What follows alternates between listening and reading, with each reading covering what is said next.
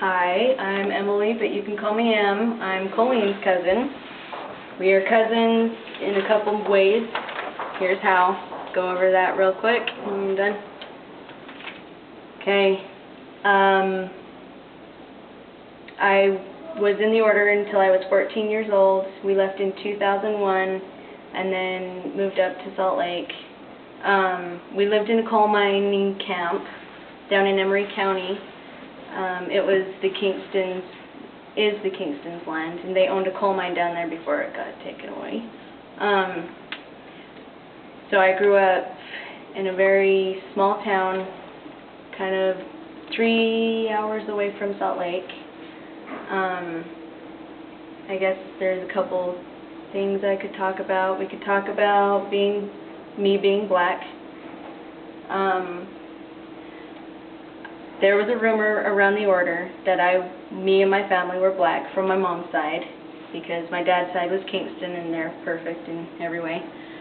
But my mom's mom was married to the leader at the time, who was Ortel, and who was her uncle.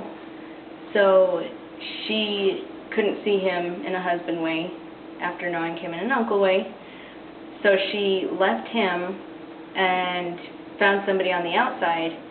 Meanwhile, Ortel's favorite wife, LaDonna, had a dream vision that anybody who left the order and married on the outside, or actually anybody who left Ortel and married on the outside, would marry somebody of black descent. They would say that my great-grandpa was black. He was Irish Catholic, very not black. So when my grandma came back with all her girls, came back to the order, all of her girls were labeled as Negroes. So that made me and my siblings Negroes too, so everybody that was down in the mining community wouldn't let their kids hang out with us and would call us liars and much worse words than Negroes. So we were kind of shunned and ostracized, which ended up being a good thing because it made it easier for us to leave. And then... So, I have a question. Yeah. So you have no black blood in you in real life? No, but we actually had one of our family members do that cheek swab where they swab their cheek and send it out to some lab and test. We are very European. We've got like a ton of European blood, but nothing black. Oh, okay. And they've actually found out that the Kingstons have black blood in them. So. Interesting. Yeah. So we were, well, English, Scottish, Irish. Denmark. Yeah. Yep. So, yeah. That's how black I am. They would, I guess, my butt and my thick hair confirmed the black room, or I don't know. Anyway, while all that was going on, I have a brain tumor. It is benign, non-cancerous. It just kind of sits there and makes me have a headache all the time. But we were blamed for that too. My mom was blamed for feeding me too much cereal, for feeding me too many potato chips when we only got potato chips on Christmas and Thanksgiving. And we got surgery. I needed emergency surgery. And everybody was telling my mom and dad that they needed to talk to Brother Paul before we got it and get his permission. My mom and dad knew better, so they went ahead with the surgery and it saved my life. But they would tell me, they would tell me that, I remember Paul saying that if I didn't sit so close to the TV and watch my food cook in the microwave, I wouldn't have it. He said all those kinds of things, and luckily my mom and dad knew better. I didn't, so I blamed myself for a long time for my tumor. And it wasn't until I was in medical assisting school that I realized it wasn't actually my fault, that it was my body reproducing cells at too high of a rate that it didn't know where else to put it, so it just created growth in my brain. But, yeah. I don't know. I just kind of want to go off on the racist thing, or the blacks and stuff. Growing up, the polygamous communities are very racist, and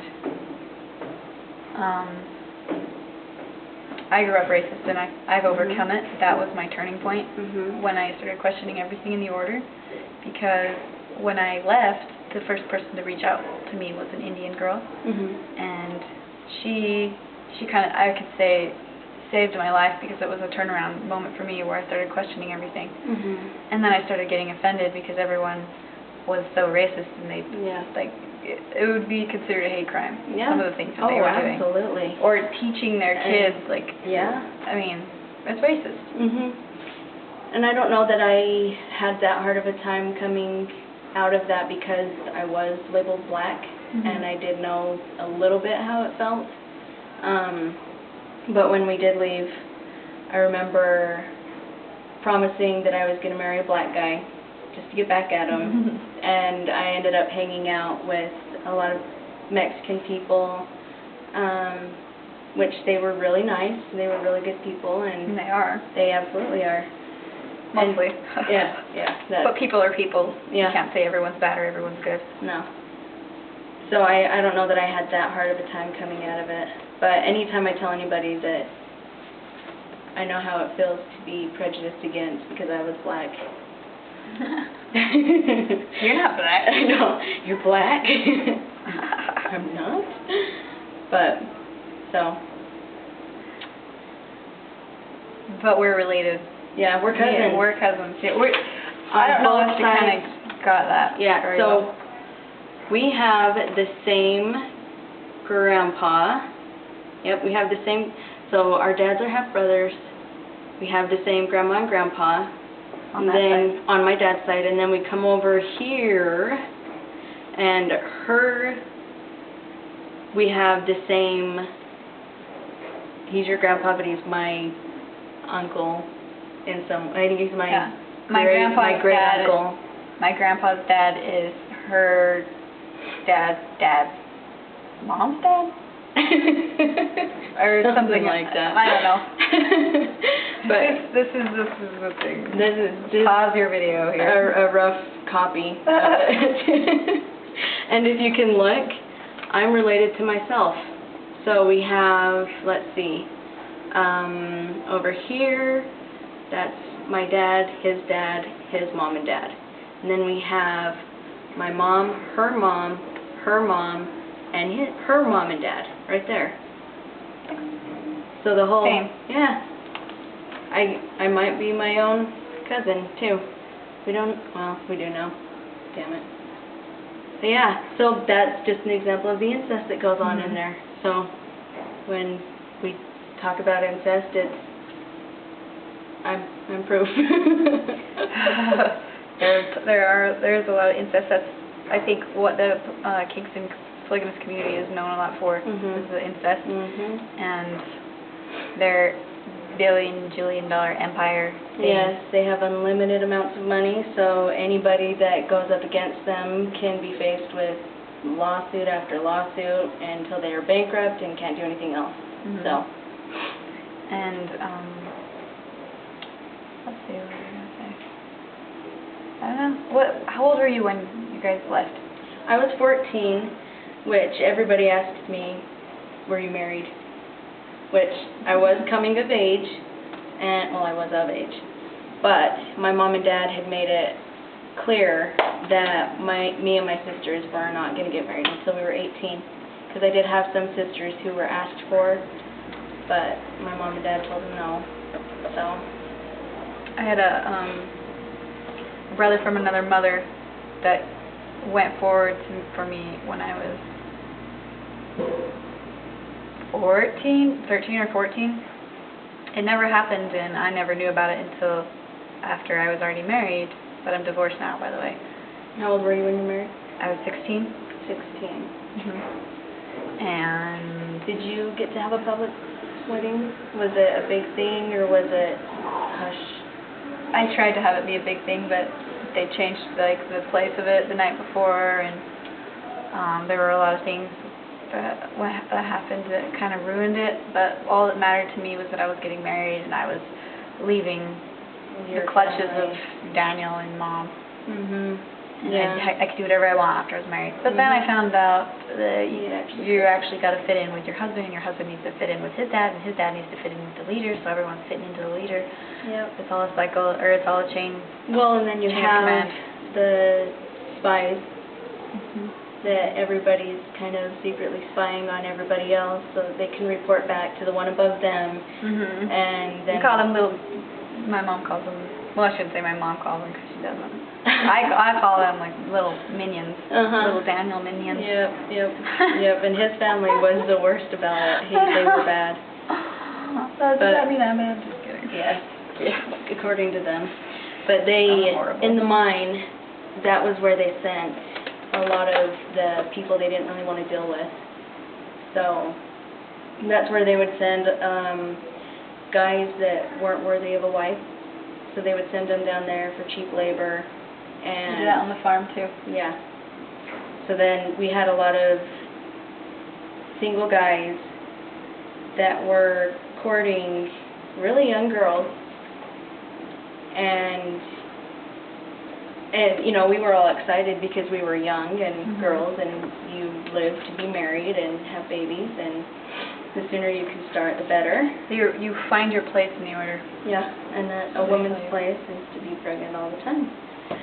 So, well, when I was in order, then I felt like my mission, like growing up, then you're taught that marriage is everything, and my mission was to get married. That was the end result, get married and have babies. But I worked so hard. I went through a lot of trials, and then I got married, and now what? Now what? What is my mission? What do I need to do? What's my point? Now you have to get pregnant. Yeah. Stay pregnant. So I was being pressured to be pregnant a lot, and I made him wear condoms. And I was in trouble for that. You murdered all those babies. I did. Someone actually sent him a Facebook message telling him that he needs to stop letting me make him wear condoms because he's killing all the babies. Oh my gosh. It's funny.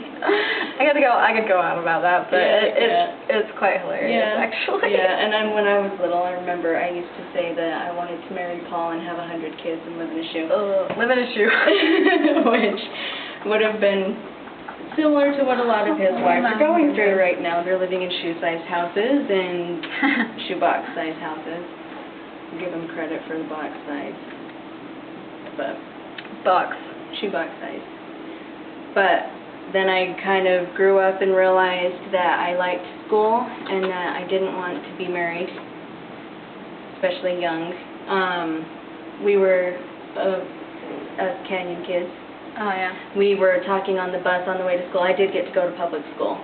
And it was me and a few girls my age, and we were talking about what age we wanted to be married. All the girls kept saying, oh, I want to be married at 15 because my mom was married at 15 and my sisters were married at 15. It's such a special age. And we talk about when you're 15, that's when you become an old maid, and if you're not married by 15, there's something wrong with you. But I looked at them and like they were nuts. And I told them, I don't want to be married when I'm 15. I want to wait till I'm 18, which is still really young. Yeah. I didn't think that at the time, but I know that now. And they would look at me like I was this, really? Why? 18? That's so old. And, you know, I've always wanted kids because I love kids. And I do have a little boy now, and I love him to death. I'm not married. Don't want to be married. But it's nice to not have that pressure anymore. I really like it. When I was asked, I always said I wanted to be married at 17, so I got married earlier than I wanted to. And now I'm divorced, so and not married. So when you were married, was it forced on you, or did you want to marry him? Or both? I could say both, because the freedom of getting out of the family clutches and things that went on at home. But mostly, I would say I was led into it. They're very manipulative people. They make you think you want something, or make you think it's your choice when it's really them controlling and pulling all the strings. Mhm. So yeah. Hi. Hello. Hello. You guys are studying? Yeah. Yeah, we're making a video. Okay. I have to shut this big door. Oh, you do? Well, can we go out those doors? Yes. All right, awesome. Thank you. Hello. So, did he ever talk about taking another wife because you didn't want to have kids? Yeah. Well, I wouldn't say about not wanting to have kids. We actually ended up starting to try to have kids. And you were Probably like- how old at that point, do you think? I was 17. I was a couple months away from 18. Okay. Like half a year away from 18. So, I mean, his dad was telling him to divorce me because I wasn't having any kids and because they knew I wanted to leave the community. So his dad was telling him to, I mean, and then I was heartbroken because I thought I loved the guy, you know? Yeah, you're young. And he was the only person that cared about me, or so I thought, you know, after leaving, realizing what love is. That was not love, that was like pity. Yeah, it was Or his something. obligation. It was his obligation to get to the celestial kingdom. Yeah, he said you can't go to heaven without taking someone with you, and I was his free ride, I guess. Well, but then you wouldn't even have been, his second wife would have been his free ride because you can't get to heaven without living polygamy. So you can get to heaven, but you can't get to the highest. Yeah, you can't get to the celestial. There's celestial, telestial, and terrestrial. And I chose telestial, the second. Yeah. And he's like, okay, but eventually, you know, we're gonna have to live it in this life or next. And I'm like, whatever, I'm not living it. You can believe all that bullcrap because I was one to be like, I'm not believing everything. Yeah, and that's good. And do what I want. in the Doctrine and Covenants section 132, it says specifically if you denounce polygamy, if you know the law and you don't live it, then you pretty much burn in hell. And then also, when I was 15, then my aunt told me that if I read it and I don't live it, I go to hell just automatically. Yeah, it kind of sucks. So I was like, I never read it. And then after I left, then I was like, I'm going to read that. I'm not going to live it, I'm going to read it. I'm going to damn myself on purpose. Have you ever actually read the Word of Wisdom? I don't think so. Maybe somewhere in there. Kind of funny. Did you know that in it, you know, and we followed that very specifically. We even took it to the next level with the no sugar thing. Yeah. But in it says that you shouldn't eat meat during the months of summer or warmth, and meat should be saved for times of winter and famine. Oh, yeah? Yeah. Huh. Interesting, huh? Yeah, I didn't read that. Yeah, kind of interesting.